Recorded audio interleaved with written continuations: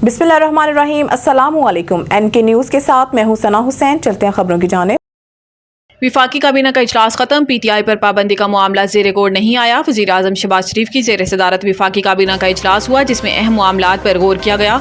ज़राए के मुताबिक काबीना ने दोस्त ममालिक के कारोबारी अफराद और शहरियों को वीज़ा फ्री एंट्री की मंजूरी दे दी। वजारत दाखिला की समरी पर 126 ममालिक के बाशिंदों को वीज़ा फ्री एंट्री की मंजूरी दी गई।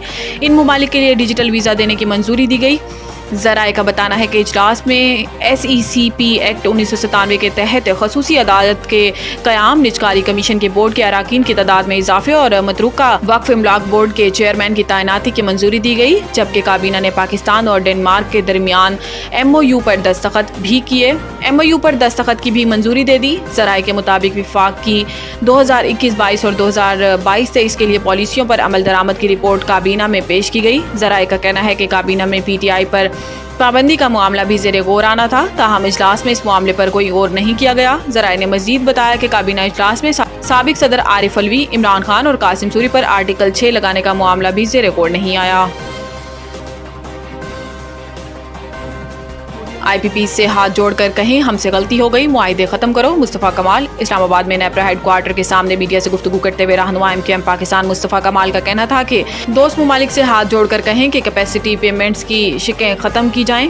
मकामी 70% IP से हाथ जोड़कर कहें गलती हो गई, मुआहिदे ख़त्म किए जाएं। पाकिस्तान में ज़रूरत से ज़्यादा बिजली मौजूद है। मुस्तफ़ा कमाल का मजीद कहना था कि हमारे पास ज़्यादा बिजली बनाने की सलाहियत मौजूद है। पाकिस्तान में 17 घंटे की लोड शेडिंग की जा रही है। दही इलाकों में 4-4 दिन तक बिजली नहीं होती। बिजली की लोड शेडिंग के बावजूद बहुत ज़्यादा बिल आ रहे हैं। ये हालात हो गए हैं कि बड़े भाई ने छोटे भाई को बिजली के बिल के पैसे मांगने पर कत्ल कर दिया।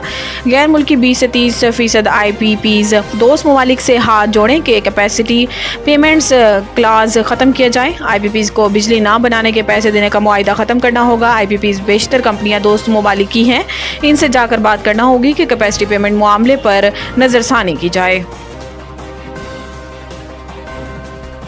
इस्लामाबाद हाई कोर्ट इलेक्शन तरमीमी एक्ट के खिलाफ दरखास्त पर लार्जर बेंच तश्कील देने का अदनिया। Chief justice Islamabad high court justice Aamir Farooq ने इलेक्शन तरमीमी एक्ट के खिलाफ PTI रहनुमा अली बुखारी की दरखास्त पर समाअत की, जिसमें अदालत ने इलेक्शन तरमीमी एक्ट के खिलाफ दरखास्त पर लार्जर बेंच तश्कील देने का अदनिया देते हुए अटॉर्नी जनरल को नोटिस जारी करके मुआवनत के लिए तलब कर लिया। अदालत आलिया की जानिब से वजारत कानून और इलेक्शन कमीशन को भी नोटिस जारी कर दिए गए और इस हवाले से 10 रोज़ में जवाब तलब किया गया। वकील के मुताबिक इलेक्शन एक्ट में तरमीम की रिटायर्ड जज को ट्रिब्यूनल जज मुकर्रर करने की शिक शामिल की गई है। बाद अदालत ने केस की 10 रोज़ा बाद दोबारा समाअत के लिए मुकर्रर करने की हदायत कर दी।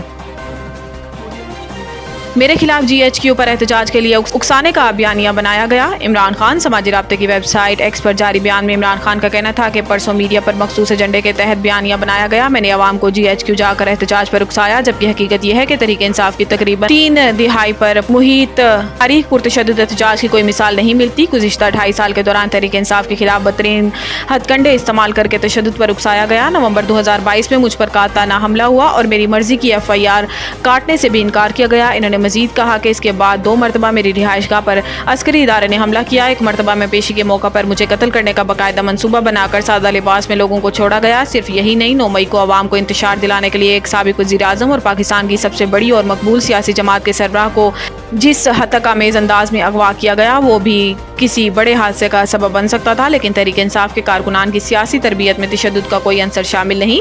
तहरीक इंसाफ सियासी आईनी और कानूनी जद्दोजहद पर यकीन रखती है।